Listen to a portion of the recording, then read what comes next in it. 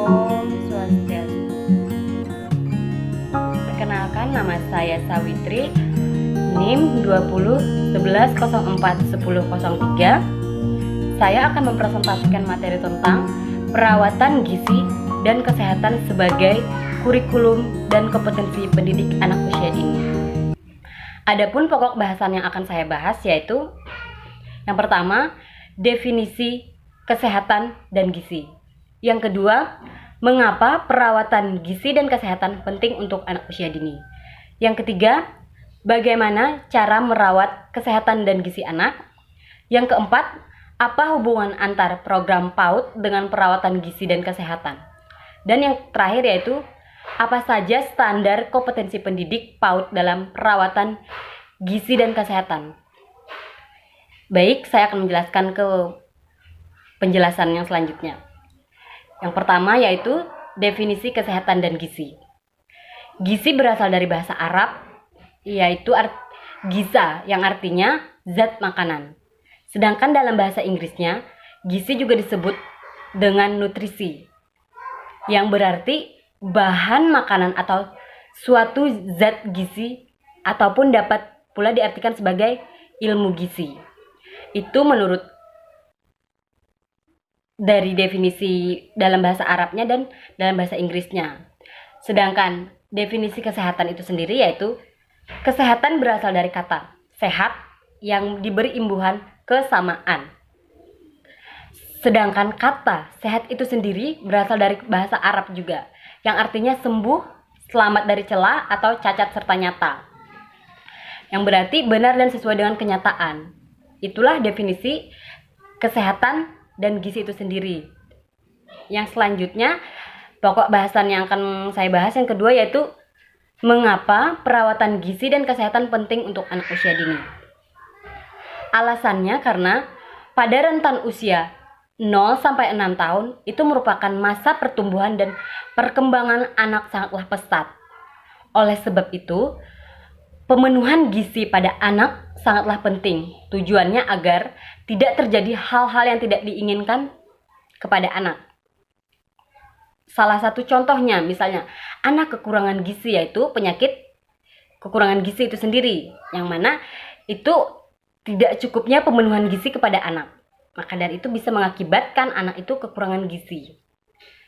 Untuk pemenuhan gizi itu agar anak seimbang, ya pastinya kan kita memberikan makanan-makanan yang mengandung zat gizi untuk anak. Sedangkan untuk menjaga kesehatan anak, ya tentunya kita juga akan mengajak anak merawat kesehatannya, seperti mengajak anak berolahraga. Dalam berolahraga pasti akan membantu menjaga imun tubuh anak agar anak tetap sehat. Itulah mengapa alasannya perawatan gizi dan kesehatan penting untuk anak usia dini. Sedangkan yang ketiga pokok bahasannya yaitu cara merawat kesehatan dan gizi anak. Gizi seimbang adalah susunan makanan sehari-hari yang mengandung zat-zat gizi dalam jenis dan jumlah yang sesuai dengan kebutuhan tubuh anak. Misalnya, anak seimbang dalam memakan makanan yang mereka butuhkan. Entah itu karbohidratnya, proteinnya, lemaknya, mineralnya, ataupun vitaminnya. Dalam artian, jika mereka seimbang mengkonsumsi itu, pastinya anak itu akan sehat. Misalnya makanan-makanan yang sehat seperti sesuai dengan kebutuhan tubuh. Misalnya karbohidratnya seperti nasi, seimbang lah dengan apa yang mereka butuhkan. Yang mereka butuhkan dalam artian kesehatan tubuh mereka. Yang kedua, proteinnya. Yang ketiga, lemaknya juga. Yang keempat, mineral. Dan yang kelima, vitamin. Yang mengandung makanan-makanan yang mengandung karbohidrat itu sendiri ya seperti nasi, kentang, jagung, dan sagu. Sedangkan protein yang mengandung lemak yaitu seperti susu, itu juga membantu cara merawat kesehatan anak dan gizinya agar anak seimbang. Selain itu vitaminnya juga kayak sayur-mayuran, buah-buahan pasti akan mengandung vitamin untuk anak. Maka dari itu sejak dini anak ajarkan untuk memakan buah-buahan, memakan sayur-sayuran agar menjaga keseimbangan tubuhnya. dan mineral seperti air putih yang cukup untuk anak. Itulah cara merawat kesehatan dan gizi pada anak. Makanan-makanan yang seimbang untuk anak itu sendiri gitu. Sedangkan cara menjaga kesehatan anak itu sendiri, yaitu kita juga bisa mengajak anak berolahraga. Entah itu kita ajak berolahraga anak dengan bersepeda, dengan jogging misalnya di sekitaran rumah, itu juga salah satu menjaga atau merawat kesehatan anak itu sendiri. Dan seperti yang ada di layar PPT saya ini, saya ada menampilkan gambar anak memegang sayur dan buah-buahan. Selain itu ada juga anak yang sedang berolahraga, yaitu main bola misalnya. Kalau kita mengajak anak bermain bola, secara otomatis kan dia akan menggerakkan seluruh tubuhnya, baik itu secara fisiknya, entah itu secara kesenangannya dia. Itu juga akan membantu merawat kesehatan anak itu sendiri. Yang selanjutnya, pokok bahasan yang akan saya bahas yaitu hubungan antara program PAUD dengan perawatan gizi dan kesehatan. Hubungan antara program PAUD dengan perawatan gizi dan kesehatan yaitu terdapat pada Undang-Undang Nomor 23 Tahun 2002 tentang Perlindungan Anak yang mengatakan masalah gizi kesehatan sebagai hak anak. Yang mana adapun poin-poinnya yaitu gizi dan kesehatan merupakan persyaratan penting dalam keberhasilan pendidikan anak usia dini. Mengingat yang pertama, zat gizi merupakan bahan pembentukan otak dan organ lain yang berhubungan dengan perkembangan anak.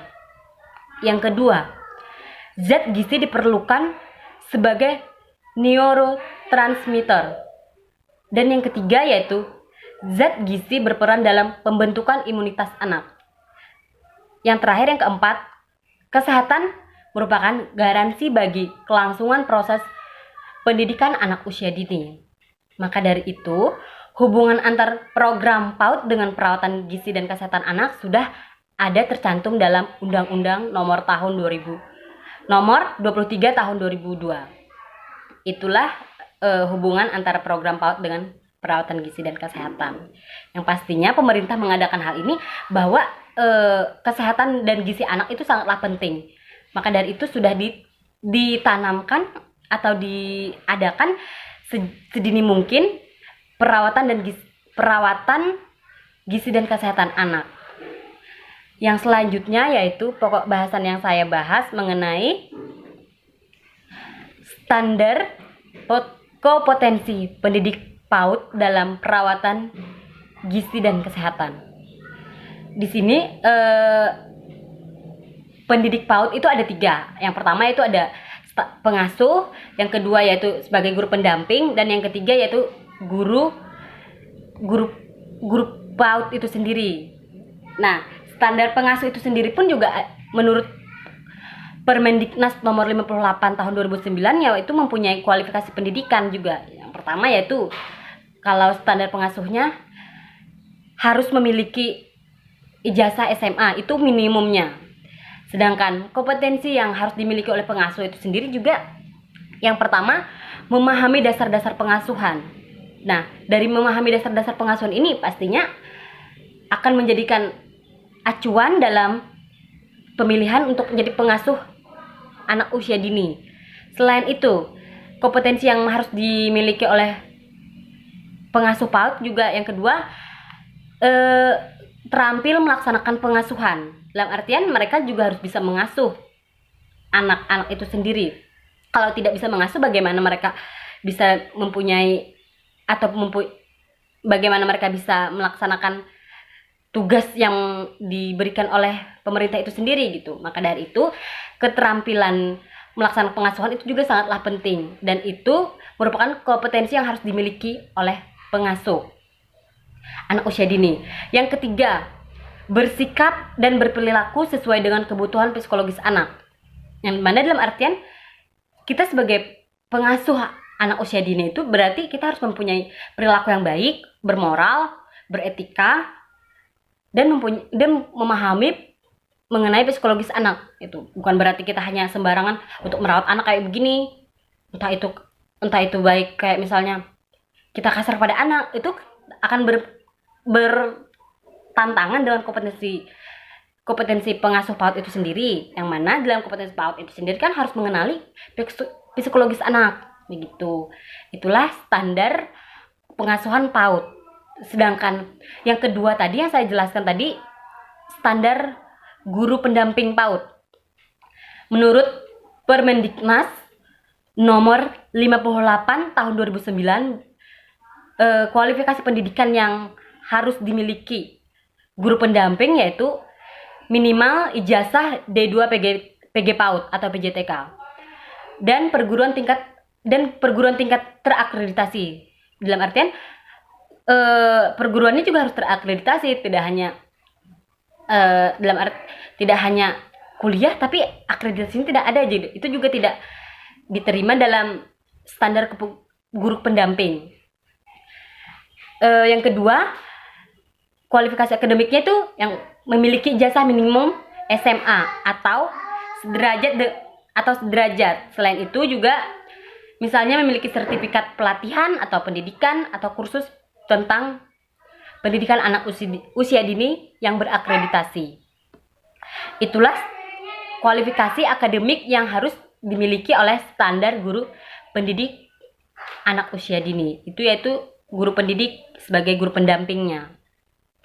Sedangkan kompetensi yang harus dimiliki oleh guru pendamping yaitu yang pertama, secara umum seperti biasa, yang pertama itu kompetensi pedagogiknya. Yang pertama, kompetensi kepribadian, yang artinya bersikap baik, berperilaku sesuai dengan psikolog anak, norma agama, norma sosial, dan mempunyai penampilan yang menarik. Selain itu, kita juga harus berbudi pekerti luhur. Itulah salah satu kompetensi yang harus dimiliki guru pendamping dalam potensi kepribadiannya. Sedangkan yang kedua, kompetensi profesionalnya. Dalam artiannya berarti kita harus memahami perkembangan dan pertumbuhan anak.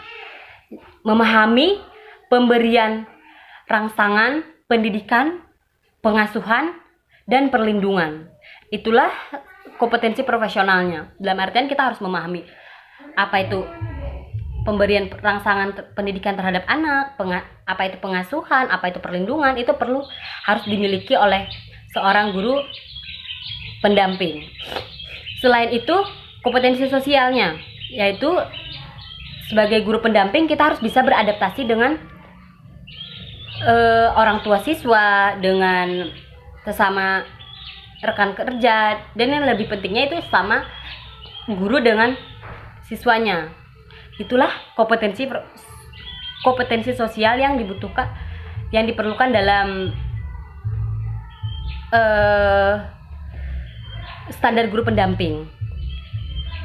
Dan yang terakhir itu kompetensi pedagogik, yang mana kompetensi pedagogik ini juga dalam standar guru pendamping yaitu merencanakan kegiatan program pendidikan PAUD dan pengasuhan. Dalam artian dia lebih memfokus ke pengasuhan ataupun merencanakan standar-standar pendidikan PAUD. Itulah dari tadi yang saya jelaskan mengenai standar guru pendamping PAUD, baik itu kualifikasi akademiknya maupun kompetensinya.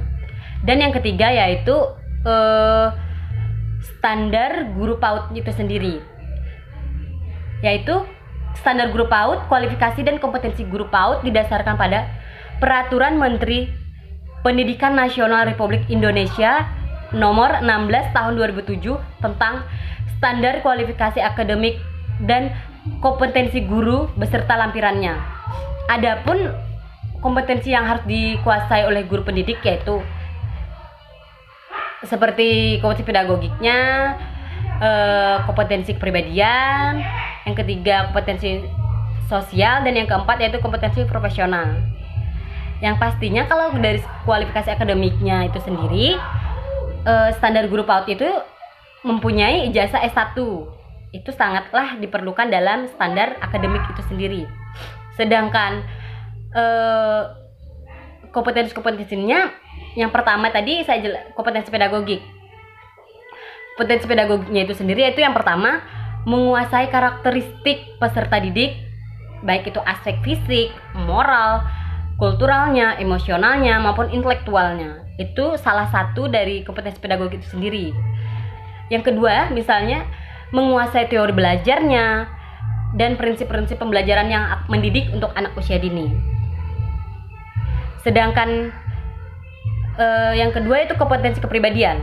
Kompetensi kepribadian yang harus dikuasai atau dimiliki oleh guru PAUD itu sendiri, yaitu kepribadiannya yang pertama, bertindak dengan sesuai norma agama, norma sosial, norma hukum,